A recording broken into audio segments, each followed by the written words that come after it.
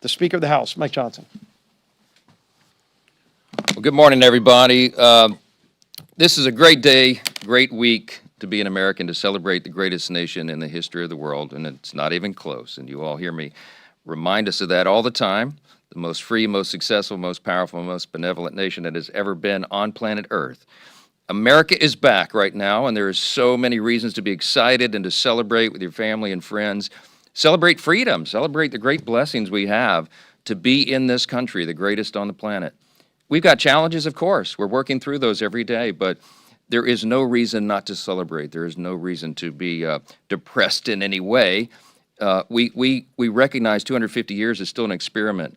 We're still a grand experiment in self-governance.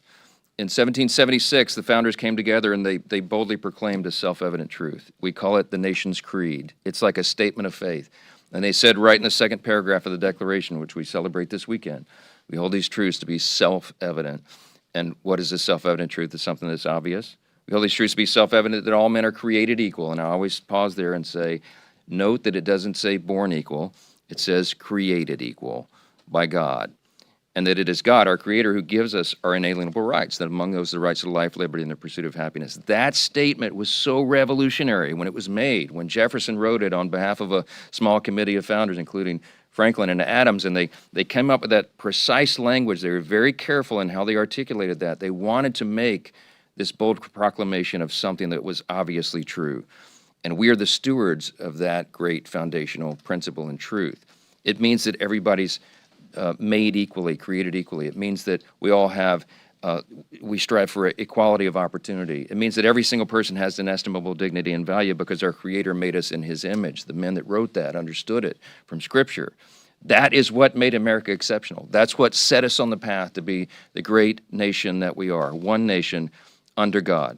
Now, all of you know, because you've been in the chamber a lot, because you cover us, if we were there, we walked over there right now, one of the first things you notice if we come in the door where members come in is that inscription of the national motto right above the Speaker's rostrum. And if you look in the visitor's guide, it says the People's Guide, Visitor's Guide to the People's House. It's a beautiful publication they published some years back. We still hand it out, full color. On page 21, it talks about why the motto is above the Speaker's head and when it was placed there. And it says there it was placed in 1962 by Congress as a rebuke to the Soviets' philosophy during the Cold War. What was the Soviets' philosophy? Marxism and its deviations, communism. Marxism, socialism, communism begin with the premise that there is no God. And Congress saw fit in the early 60s to make sure that we put that right there above the head of the Speaker, because every member of Congress has to face that podium every single day, and they wanted future generations of Americans, and certainly those elected to represent the people, to remember what distinguishes America, that we are defined by our national creed, the foundational principle that set us on course to be so great. Now, here's what we face right now, surreal as it is. On the anniversary of the country, we have an open contest right now between the Marxists and communists and the Americans. Now, we've been saying for months that this is setting up, this midterm will be a contrast election. We've been saying a contrast between common sense and crazy. And now you can add another line there. It's common sense versus communism, because that's what's happening in the Democrat Party. The insurgent left is taking it over. I don't need to recount all the developments, even over the last week, for the people in this room, because you cover it minute by minute. But that is the contest that is shaping up. And so we're very sober-minded about this. A country that undermines its own foundations and founding principles does not survive.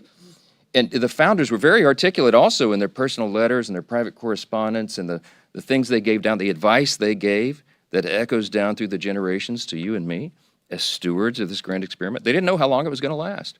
I can tell you one thing, though, the father of our country, George Washington, in his famous farewell address, which we read on the floor each year in the Senate and now in the House on the anniversary of his birthday, he gave all the advice that echoes down through the generations to all of us, his countrymen, how to keep the republic, an experiment that had never been done before in history.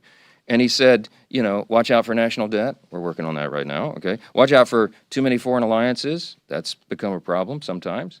It says, make sure that you don't get into factionalism, regionally or by political parties. Well, we didn't follow all that either. But what he said was, he said, but you know what? Almost as a summary statement, of all the dispositions and habits which lead to political prosperity, he wrote, religion and morality are indispensable supports. Again, echoing this common theme, that we recognize that our rights do not come from a king or a government, they come from God himself, and it is to him that we owe our ultimate responsibility. That's what we're fighting for. And the insurgent left that hates America, hates our founding principles, they hate the idea of borders and prisons. They even want to remove the president and the Supreme Court in the latest Democrat Socialists of America little platform statement that you should be covering. Very dangerous stuff. Yeah, they wipe their hands on the American flag. Yes, many of them have ties to terrorist organizations. You can't make this stuff up. We're no longer in a battle just between Republicans and Democrats arguing over marginal tax rates or the size of regulation. This election and this year and the arguments and the things that are happening in Congress right now is a contrast between people who love the country and its founding principles and those who have open disdain and hatred for them. They want to tear America down. They want to tear down Western civilization, and it's not going to happen on our watch. So today, we're working. We're going to pass a rule today. We'll set up a National Defense Authorization Act.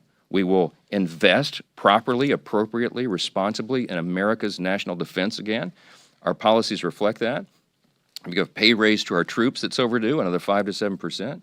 We will advance 65 of President Trump's priorities and executive orders in the legislation. We will do the things that are necessary to make sure we maintain our status as the great superpower, the remaining superpower on the planet. It is absolutely essential that we do that for a couple of reasons. Number one, Reagan used to remind us, you hear me say all the time, freedom is not passed along in the bloodstream. It's got to be fought for, protected, taught, passed along to the next generation, or else they won't have the same liberty and opportunity and security that we have known. And America is the leader of the world. We are the beacon of freedom. The Capitol building, one of the most recognized symbols on all the planet, because that Capitol dome represents liberty. It represents freedom. It represents the great nation. We will not sacrifice that now. We will double down. We'll celebrate on July 4th, on our nation's grand birthday, the semi-quincentennial, and we will advance those principles further. We will win the midterms. The Republicans will stay in charge, and we will continue to advance great policy like Beth recounted, the Working Families Tax Cut that we celebrate the one-year anniversary on July 4th, and so many other things. Over 700 pieces of legislation that have passed through the House, over 100 executive orders codified already, and there is more to come. We have much more to do. America's back. You should celebrate all the great things it is to be an American. I'll take a few questions. Chat. Good morning. Thank you. What was the obligation of Tom Kean